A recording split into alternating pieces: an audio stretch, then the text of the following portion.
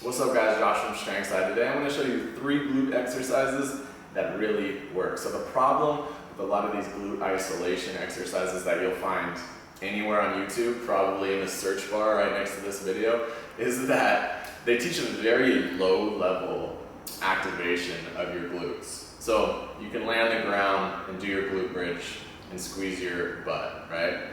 Awesome, but how are we going to bring that into real life, right? Squeezing your butt is not a skill. Anybody should be able to do that. So these exercises are going to teach you how to develop real glute strength that you can use in life and in other movements in your movement and fitness journey. So I'm going to have my lovely girlfriend Chrissy demonstrate these 3 exercises. Let's get to it.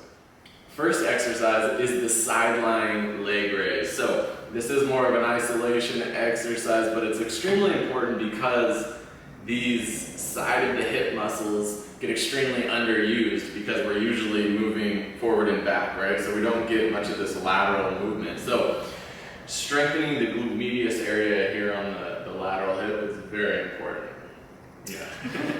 So there's a lot of different ways that we can do this, and you're gonna have to experiment to see which seems to give you the most activation and stimulus here in the side of the hip. But Chrissy's just in a sideline position. She can put her head on a pillow or just support it with her hand. Right now she's just lined up straight. She tucks her bottom leg, and then from here she's gonna raise, and she's gonna look to get as high as she can without moving the pelvis too much, okay? So we don't want to see any swinging of the pelvis here, right? We tuck the torso and the pelvis in place, and then we just move the leg, the femur, up and down. Great, and I can feel her glute medius working, so we're getting to the area that we want to get to. So next is, we can change the angle. So let's have her go here. She's going to do the same thing, but now we're at a more flexed hip position, and you can work from 90 degrees to 45. It really doesn't matter. Like I said, it's a lot of experimentation and finding which angle gives you a lot of activation. Now, the last thing I want to add is that this is easy for you. Like for Chrissy, this is kind of easy. We're going to hold here at the top. We're going to hold up to 5 to 6 seconds here. And if you do a set of 10, 5 to 6 second holds, you better believe this side of the hip's going to be very, very fatigued. You're going to be turning this on. Okay. Next up is the split squat. So split squat is going to be getting into a bigger type of movement where we're really training the glute to work in a position that it's not used to working in. So as you can see, Chrissy lines up in a half kneeling position. She just puts her knee right under the hip here, and she puts this foot right under this knee. Yeah, perfect. So what she's gonna do is, from the start, is we really wanna brace the core here, right? So she's gonna kind of scoop the tailbone under, tighten up here, and we're trying to maintain this the whole way and not overextend back here at the spine too much. So from here, she's gonna dig her back toes in, and she's gonna just squat herself straight up. Perfect. Now for these purposes of strengthening this glute back here, we want to keep this hip extended the whole way. Good. So both legs are working. We have about equal weight in both legs. She's keeping her torso upright. And she's just coming down. She can come right before the ground, or she can just tap the ground with her knee and come back up. So I just want to show 1 rep of something that we're not trying to train here is when you lower.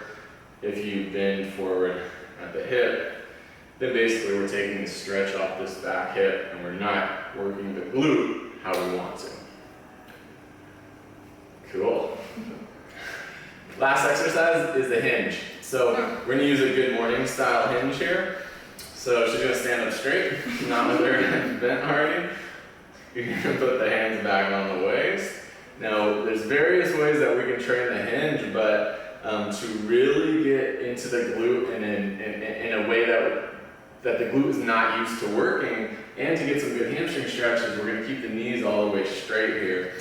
She's going to just fold forward at her torso. She's going to keep the back extended the whole time, right?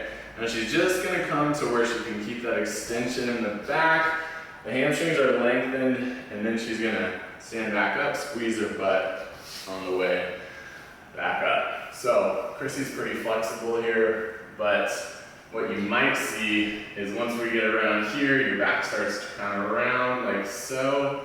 If that starts to happen, you went too far. We don't want to train that. Too far. Right, we're training not just the hamstrings to stretch, but the relationship between the spine and the pelvis here, okay? And that's gonna create a lot of good glute drive out of this.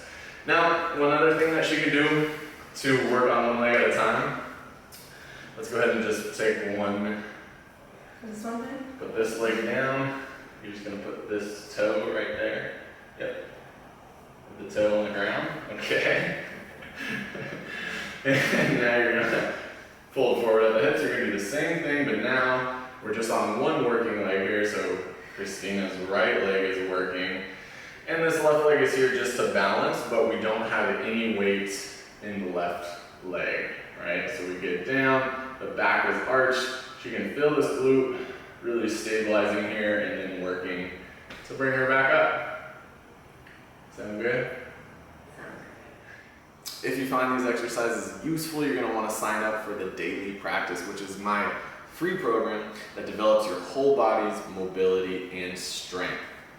First link in the description. Guys, thanks for sharing this time with me today. It's been great. Subscribe to Strength Side. If you like this video, be sure to give it a thumbs up. As always,